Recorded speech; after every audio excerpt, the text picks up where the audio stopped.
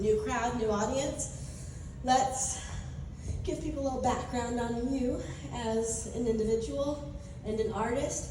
How did your acting journey start for you?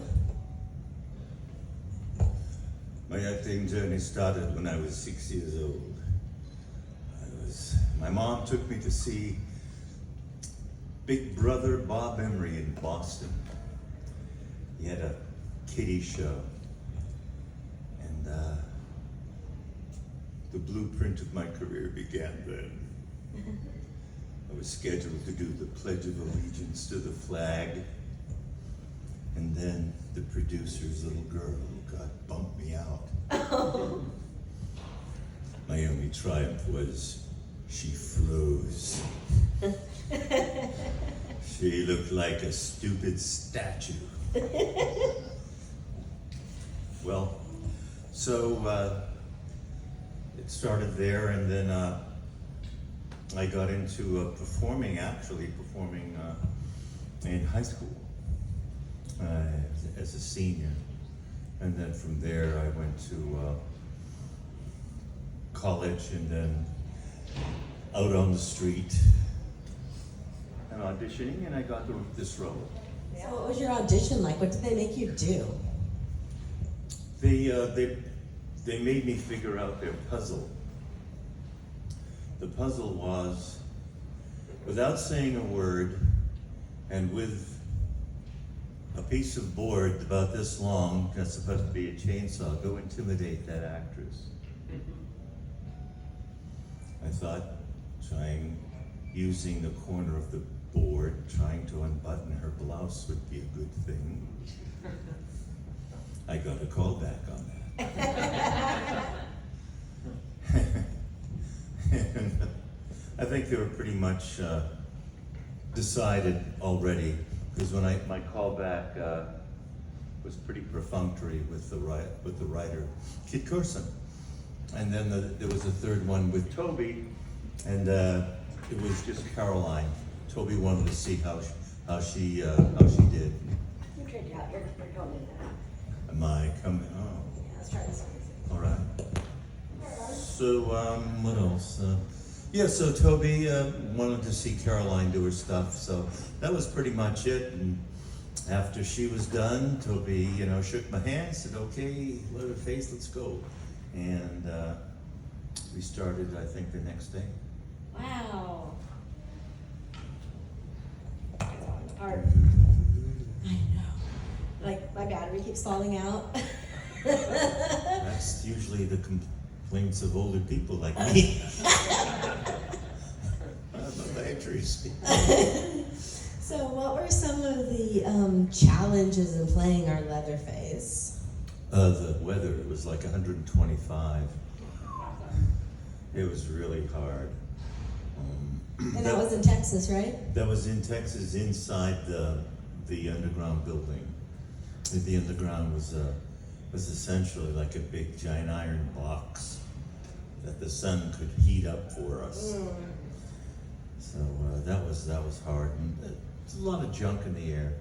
To give you a depth of field, they filled it with this really like baby powder fine stuff called Fuller's Earth, and then some rumble pots with carbon, dioxide going, and then and to finish it off, frankincense sprayed in the air, and then the hairspray. For some reason, they put hairspray all over me, but it went up into the mask, and so my lungs really took a nosedive, and I got pneumonia.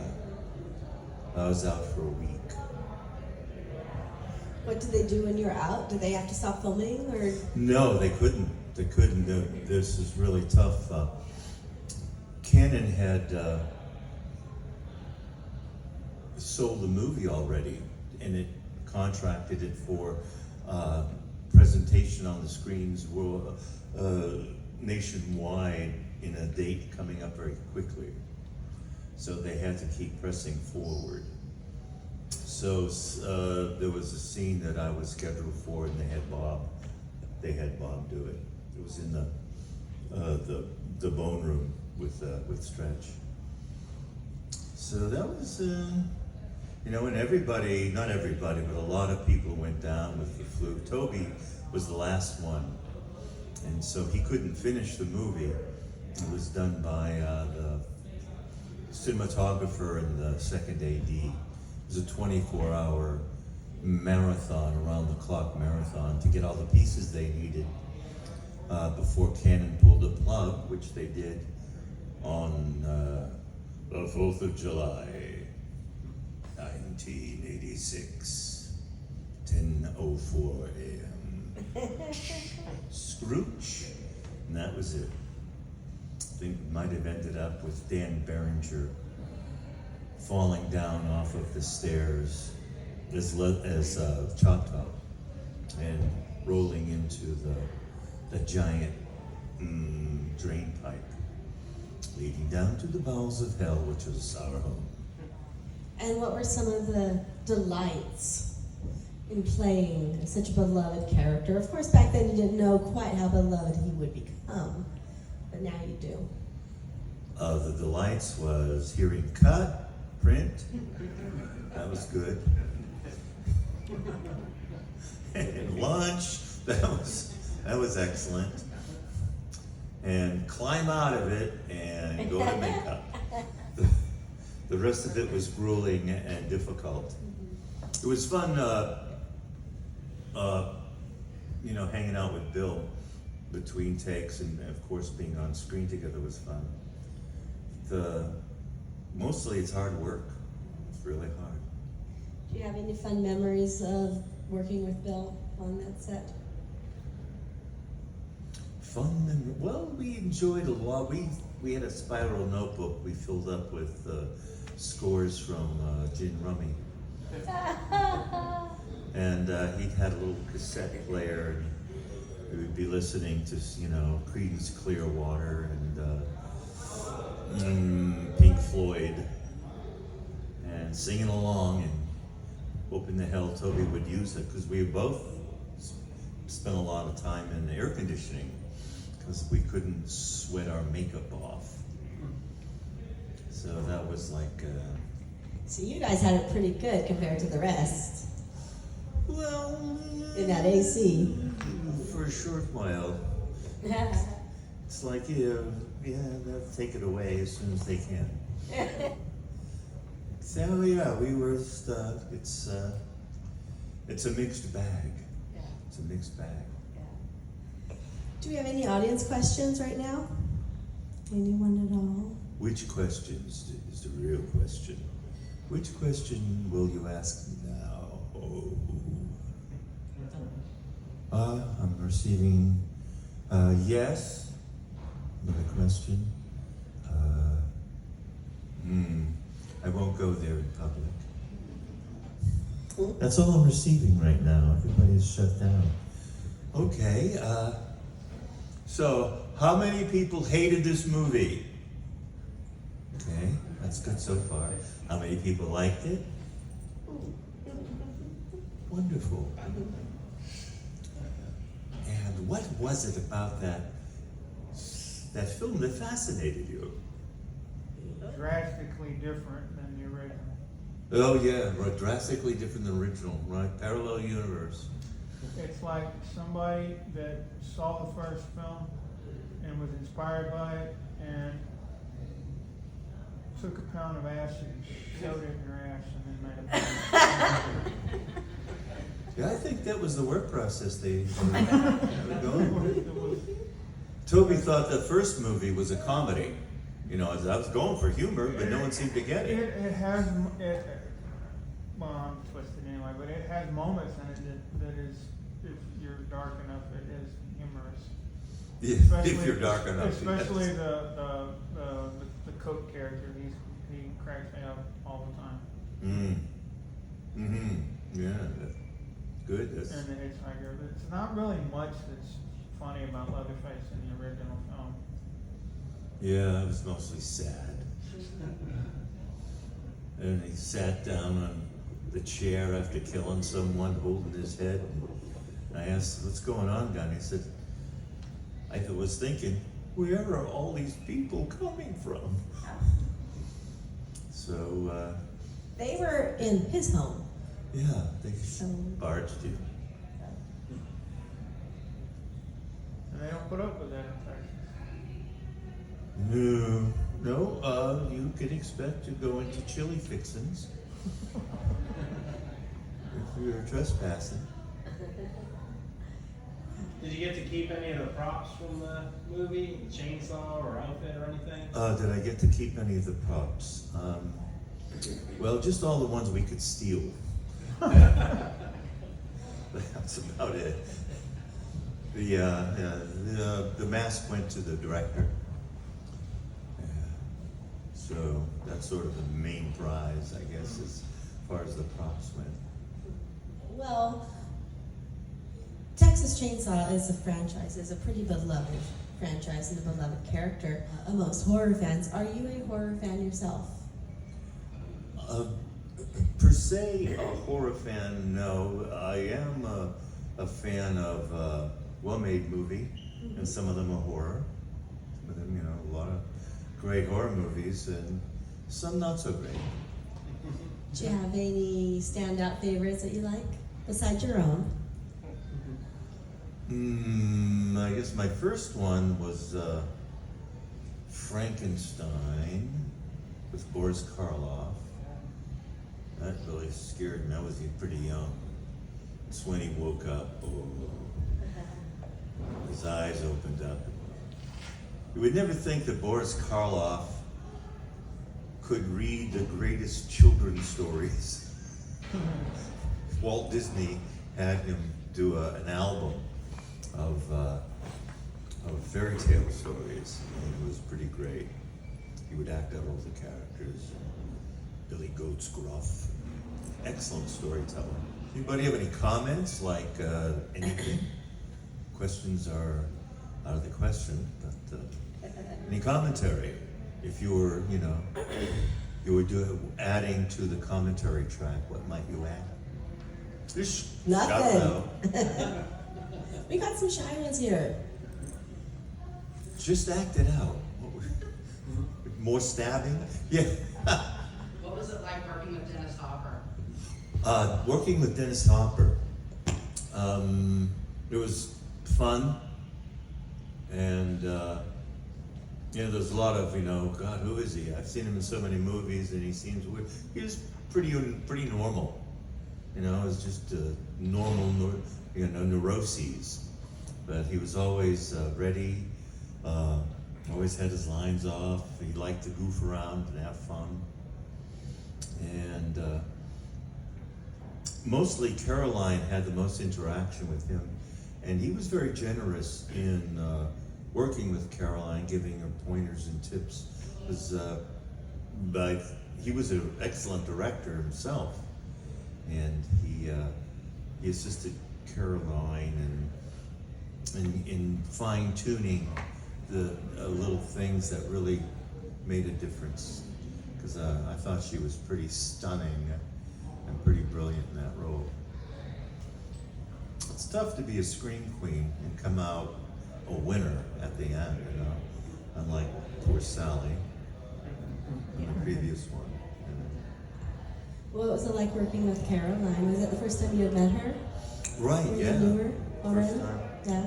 Never met her. She was totally devoted and committed to the process. And I felt a lot of carte blanche to just pull out all the stops and rip and tear. And I thought that made a big difference in the break room where the ice tub was waiting for us.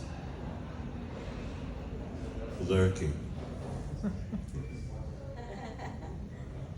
We're doing questions. If you have any, just shout them out, or comments. Yeah. Go. Yes. So, did they do any modifications?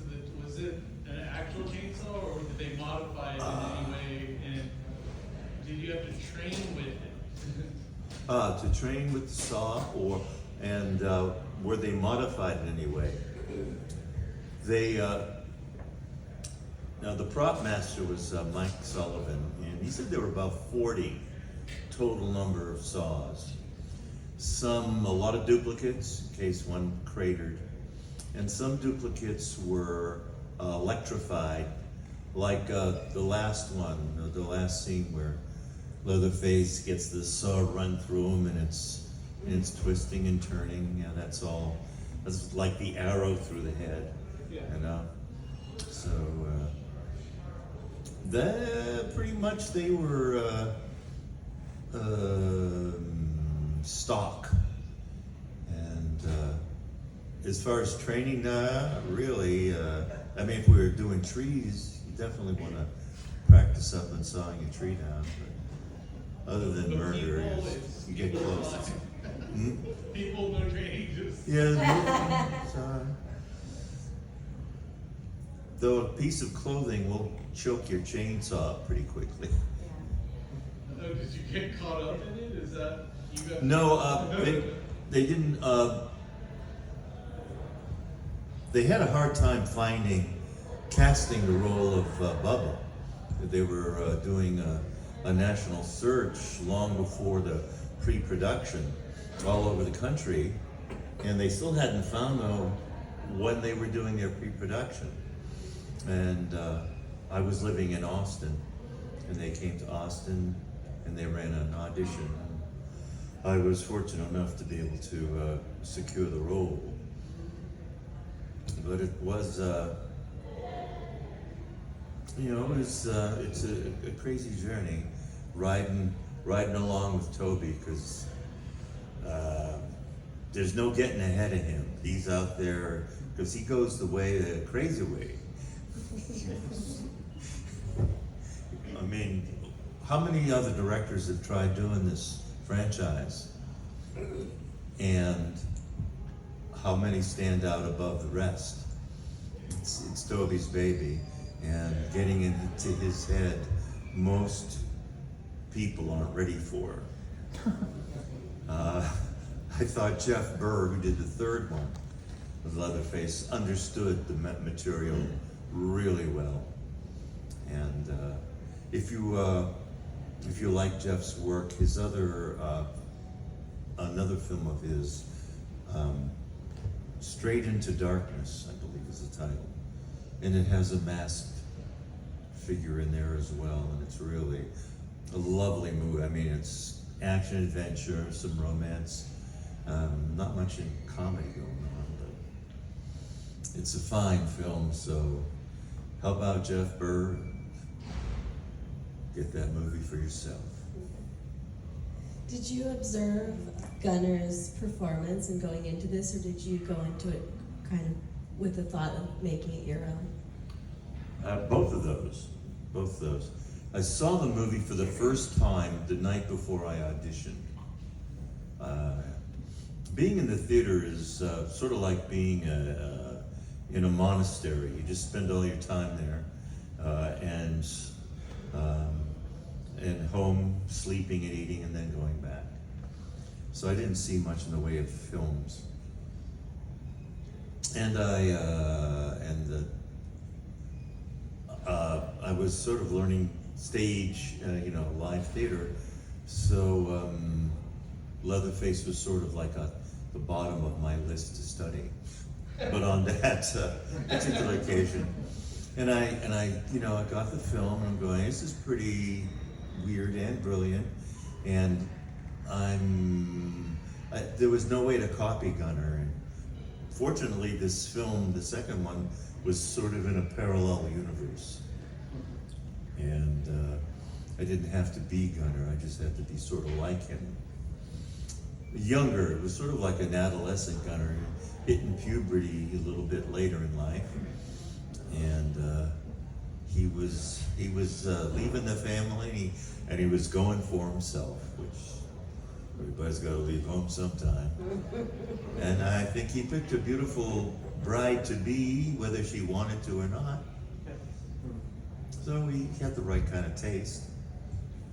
Yeah. Any fun stories about Toby?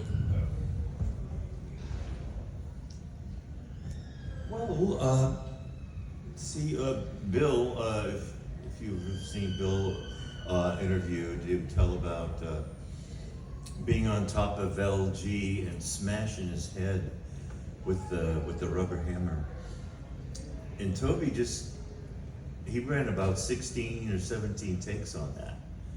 And Bill said, Toby, am I doing anything wrong? He said, no, I'm having a good time. Just keep going. Did you do that with any of your scenes? No, he directed off from the side in the ice tub scene. So he was, I guess he was getting everything he needed from that, because it was pretty straightforward, and there was no time to stop and redo stuff. So it turned out real good though. Yeah, it did. As an actor, what was it like, kind of big tailing off of your question before, following Gunnar in a franchise like the Texas Chainsaw Massacre that came out so much earlier than what the second part 2 did? You had quite a gap of time there. What was it like going into that role to play Leatherface in, dare we say, a new era of horror? As far as, the timeline goes, was that a little reluctant to do so, or were you excited to kind of dive into something like that? Oh, I was happy as your proverbial clam Okay, to be in a Hollywood movie. right on. I mean, to be working at all about a Hollywood movie, and then an iconic one. I had no idea how iconic it was. Well, sure, it wasn't the cult following that it is today at that time. Yeah, it was already 13 years old when we started filming. So, but I was definitely happy, and I took my cue from Richard Burton, great stage and film actor. He played Hamlet, 21 different productions of Hamlet. And he said this: whenever I look at that script, I always treat it as a new script and a new character. And that's what I pretty much did here. Artist work's never done. Yeah, I just took a look, what's on the page, what's being offered by the writer and the director, and how can we move together through the process of the timeline. Okay. Cool. What did you want to see that didn't happen? I know that. Yeah. Yeah, go for it.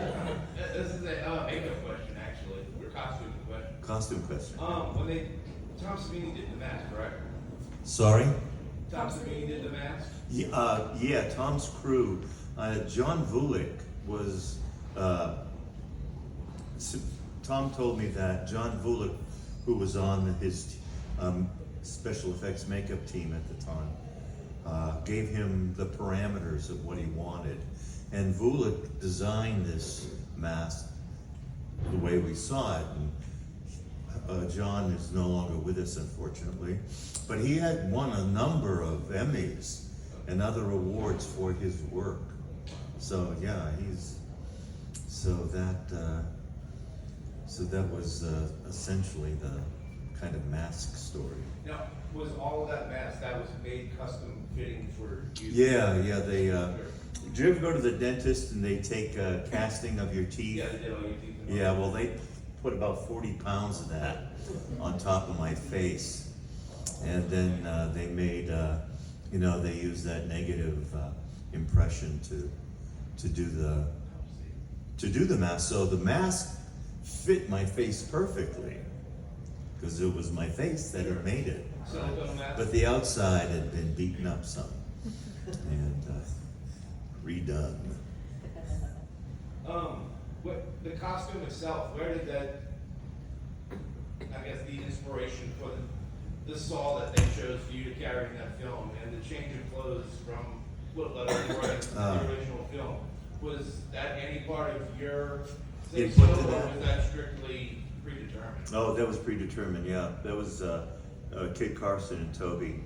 They were going for the yuppie thing. Well, I know a lot of Gunnar's costume was based off of his clothes, they said, like his boots were his boots that were redone and stuff like that. wasn't sure if that was kind of a similar case with this, or if it was more of a costume department putting it in. Oh, yeah, it was full costume department. I understand, gotcha. That was Toby's wife at the time. Yeah, Karen Hooper. Karen with an I believe. Yeah, she had a real good sense of what the style was about. So, that fancy tie, that was nice. Okay, so, I know that your background is in theater, and we all know I love theater. Did you always want to move into film? And I just wanted to work, yeah, gosh. Hoping that film would come along, because I found out that theater doesn't pay. Even if you're on Broadway, unless you're an acknowledged star and you can negotiate a contract for yourself, the screen actor, the equity, right? Equity keeps their margins pretty tight. And then you moved on and you started teaching theater in colleges, yes?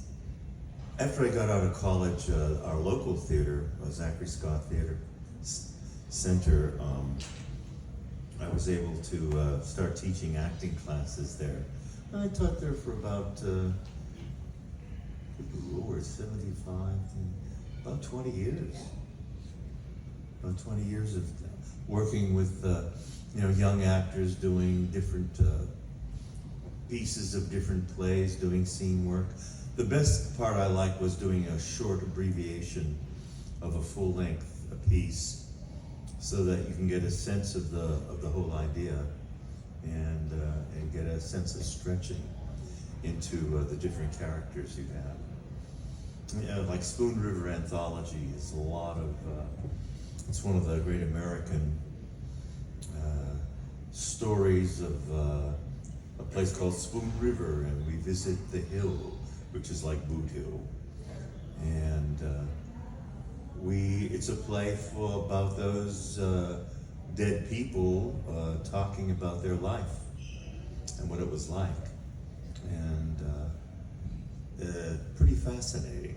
Really, you can really get down deep into the bones of the society and the culture in which you were raised, and you hope to escape someday if it's that kind of culture. And as a teacher, what is the most rewarding part about helping to mold our young artists of the future? Well, for them to get a sense of their own power and their ability to establish a through line of action, and to have some understanding about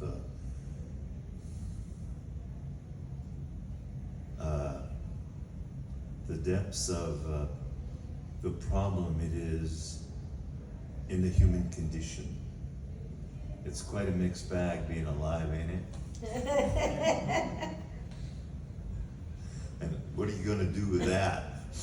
So, about the theater tends to give us an opportunity to get a look at ourselves. So the rest of the community comes and they watch, like, the Loud family that they all know real well do what they do, and watch how they get into trouble, get out of trouble, and make things better. Otherwise, it's hard to remember where you're screwed up, and fix it. State-dependent learning sometimes will have that effect. It's all getting a little too thoughty and intellectual here.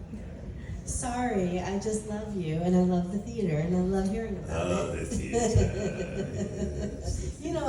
I could talk theater with this guy all day, every day, and he'll have stories forever. So, you guys better think of some Texas Chainsaw Massacre stories, so I'm going to keep boring you with musical theater. I'm more glad question. Okay, that's the way to have those questions. That is a threat. You're welcome. Very effective. Okay. Playing Leatherface in Part 2 compared to even the first one and the third one, we're not going to touch the fourth one and so on.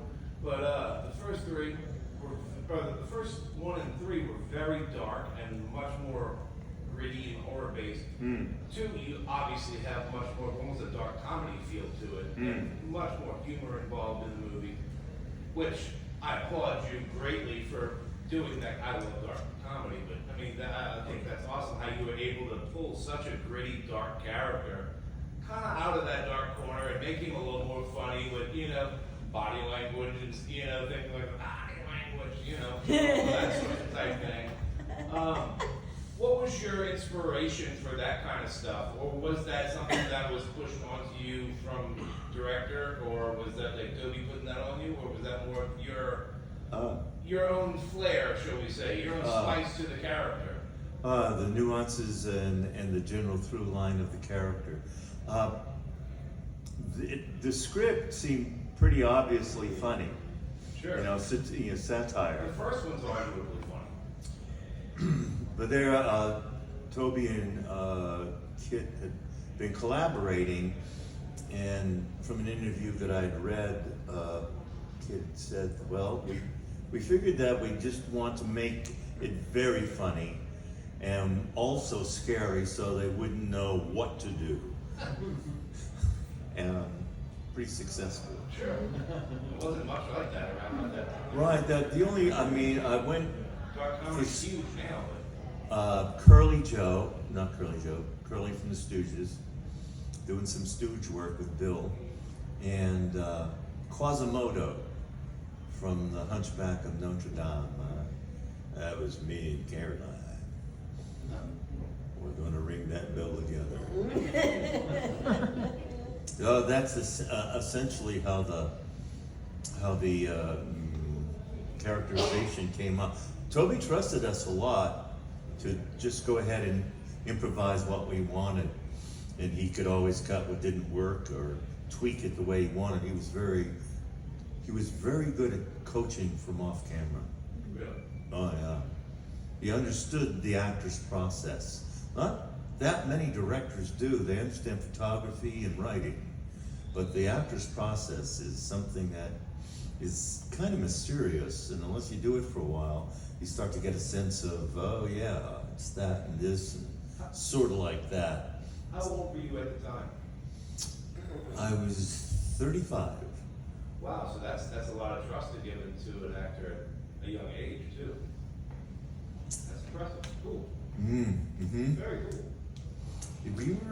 Bill had done his Texas Chainsaw Manicure Massacre, and which Toby had gotten a copy, and that's what got Bill his role. He definitely wanted to see Bill do that. See, I kind of fed off on each other. Yeah. Oh yeah, definitely. Yeah, That's we were cool. doing. I like that. That's a better story than it was directed. I like it. Still a fan of Iron Butterfly? I do like I Am Butterfly. and Agata Devita. Right on. I'm gonna remember that half-hour long. I was going to say that's like a third of the movie alone. Okay, so what are you focused on working on now, in present day? Today.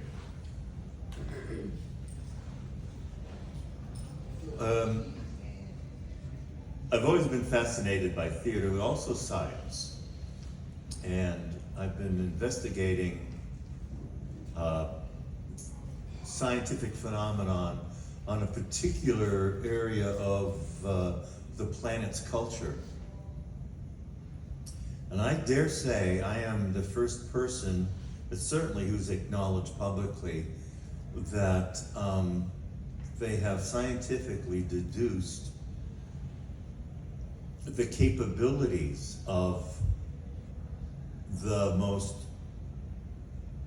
fascinating and misunderstood areas of the globe, and that's at the Giza Plateau in Egypt, where the pyramids are. The pyramids are machines.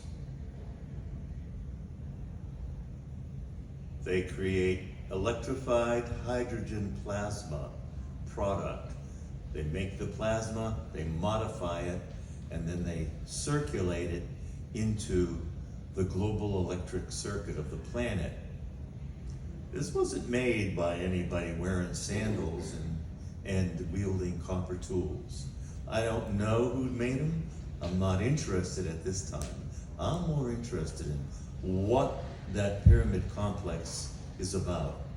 And it has a relative bearing on the planet because the planet is in trouble. And anyone hasn't noticed that, then get outside a little more often because actually it's coming in through the internet. The solar system is being assaulted by a cyclical wave front of really filthy high energy subatomic particles. And this is like every 11,000 years it circles around. And what we're headed for right now with all the weather disasters and the volcanic activity picking up, all the volcanoes are starting to come back to life. It's because of the sun and its impact on the planet, which everything from the planet has come from the sun. I mean, supposedly we spun off of the sun and eventually evolved to what we're on today.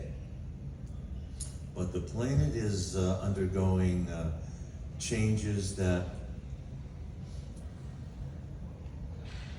the iron core of the planet is so compressed that it's like a Tootsie Roll Pop. Inside the iron core is another iron core, really, really tight. And it's all under pressure. And the core in the middle and the core on the outside spin at different speeds, and it creates an electrical field that creates a big magnetic field. And this magnetic field is sort of like the Star Trek shields. It stops incoming radiation. Right now, the radiation coming in from the sun seems increased because the planet is not as strong. The geomagnetosphere is not as strong as it once was. It's in its pattern of getting weaker. Then the North Pole and the South Pole go whoop, and when that happens, the surface of the planet slides 90 degrees. So what'll happen is that Greenland will end up near the equator, and the oceans will go over the continents. Actually, the continents kind of spin into the oceans because the water doesn't move as fast as the solid land. So we're going to get drowned a couple of times, and then it'll settle down. So that's an extinction event that's coming after us right now. And with this technology at the Giza Plateau, there's a chance to slow it down or even maybe stop it. But it's getting like people can do something about it to pay attention. You know how busy we are in our life. It's hard to fit something extra in. Well, if you're a scientist at the level that could make a difference, you're busy years in advance. So it's hard to get their attention away to some pyramids of Giza, another one of those. However, I've studied it so long and I've looked at all the science. The science is already established. It doesn't tell us how, at this time, they moved all this stuff around, all that stone, but the technology that they're showing us, I think that a literal moving giant blocks of stone around will come eventually. But to understand this, you got to have at least a little engineering knowledge. And can't seem to get any engineers here? We're building a team. Okay. So that's my next project. Try to save the planet, because I don't want to die. graduate this time. How long have you been studying this? You said But it's a little over while. 10 years, over 10 years. And it looks to me like they made it obvious on purpose. Obvious in the sense that the smartest people who ever lived all thought the earth was flat. But they were mistaken. The smartest people who ever lived thought the earth was the center of the solar system or the universe. They got corrected. I think we're in the same thing here. There just wasn't enough scientific advancement to show us what the least amount of scientific technique and engineering was being used in the processing of the pyramid products. So there are some things that are missing, obviously. A lot of salt water and some of the structure to hold the salt water around the pyramids. I won't speak anymore because it is scientific and it's not at all horror show. But it eventually will be horrible if we don't. It will be. If we don't fix it. Yeah. So, not an engineer, liberal arts major, so Yeah. I will not be of any help in this endeavor. I was curious, did your interest in research in this start sort of stemming from concerns about climate change, or did your best interest in climate change come from your pyramid research? The pyramid research came from investigation into a new acting class. Oh, I was expecting. A friend of mine, my writing partner, Samuel R. Cox, does stand-up comedy, and he was teaching people to do stand-up for decades. And we were both living in Austin, and we'd known each other for a long time, and we wanted to do a new kind of acting class. So we were looking around for different avenues, and I looked at the creative process of Albert Einstein, and his creative process was about as close to theater as you could find. One of his quotes is, if you want your child to be intelligent, read them fairy tales. If you want them to be more intelligent, read them more fairy tales. His approach was that the mind, there's an intuitive mind, and that is what he used to focus his work. Typically, a scientist will come up with an idea and try to find facts that fit it and then run an experiment to prove it. What Einstein did was he did the experiment in his imagination, and that's how he came up with all his stuff. He said it takes a little longer to do it that way, but it's usually a firmer and more secure process. Now, I use this process as I was looking through YouTube, and I saw the pyramids. I always loved the and then my mind was grabbed by the big sort of image I was getting from all of those pyramids together. It looked like something I knew. The same sort of thing had been fascinating people for hundreds of, they're almost 5,000 years there. And they're not sure, it may be older. So this has been capturing the imagination of many people for a long time. And my imagination was captured because studying Einstein, he said you have to be careful of the sources you put in. But when you get the grab, pay attention to it. And I paid attention to it and I followed it. And that's, so in a sense, I think art majors are kind of scientific because we have to deal with the human condition, the human psyche, the logic of language, and the symbolic nature of the psychology of humans. I mean, there's a lot of science in there. And then the art part is where you know how to do something, but you don't know how you do it. You can just do it. So I think they work together. Yes, sir. Were there any moments while filming the film where it was they didn't tell either you or the actors what was going to happen, where what we see on the film is a genuine, like, either reaction of like fear or any kind of moments like that where it wasn't planned but it made it into the film? Unplanned moments made it into. I'm not aware of any at this time. I'm trying. Nothing's coming up. I think you're asking, was anything improvised that ended up staying in the movie? Yes. I would say that half of it was improvised. Toby kind of gave us an idea of where to go, and he says, "Go ahead and do stuff." Bill said, "What do you want me to do, Tobe?" He said, "Just do that crazy chopped up stuff."